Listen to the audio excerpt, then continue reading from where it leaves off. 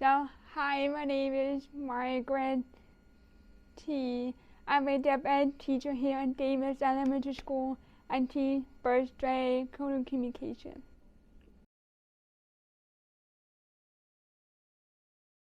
So, when I think about inclusive, the first thing that comes to mind is access. I feel like if you don't provide the best access, you don't feel included. So that's what pops up in my mind.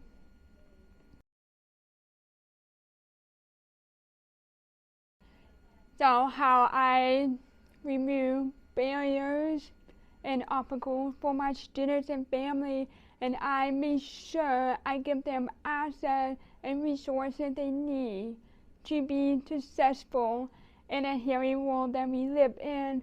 Like resources like sign language classes, I make sure they have permission that we as a program provide sign language classes so they can communicate at home. And we provide resources like how to learn sign language, what else? And formation for parents to do resources like camp and for deaf children. So it's really important that we also expose them to different resources that are out there so they can be successful outside school, not just in school, but outside of school.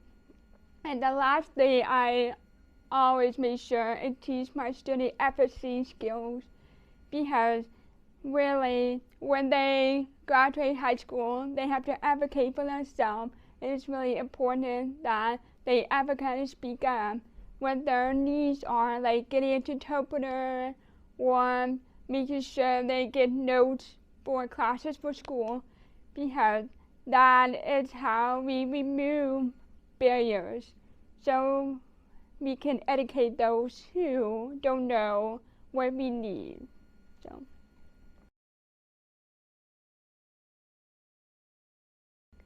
So my personal experience inclusive here at Davis is really cool to see. In the morning announcements, I see a lot of my old students, they get to be able to sign the pledge or say some funny jokes in the morning announcement, and that makes me smile every morning to see that we have a interpreter in the morning announcement. It's videotaped every morning, and that is so important for our students to be included and making sure they know what's happening at Davis, making sure they know what the announcement, what they going on at school. So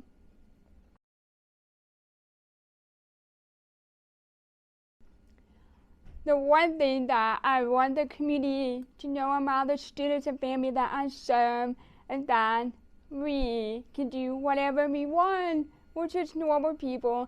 The only thing we do is we communicate differently.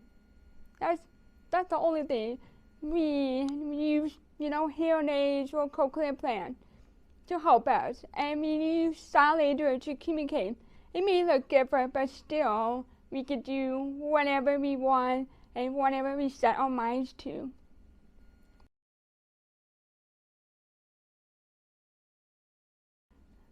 Why I want to become a teacher is because I actually grew up in this program here in Plano, and I'm teaching my old school ever since 5th grade. I want to become a deaf ed teacher because I had incredible deaf ed teacher that really supported me through my educational journey.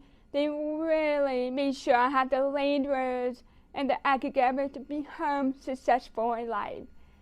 And I think it's so important that my students have a deaf adult so they can see what we can do and see that they can do whatever they want.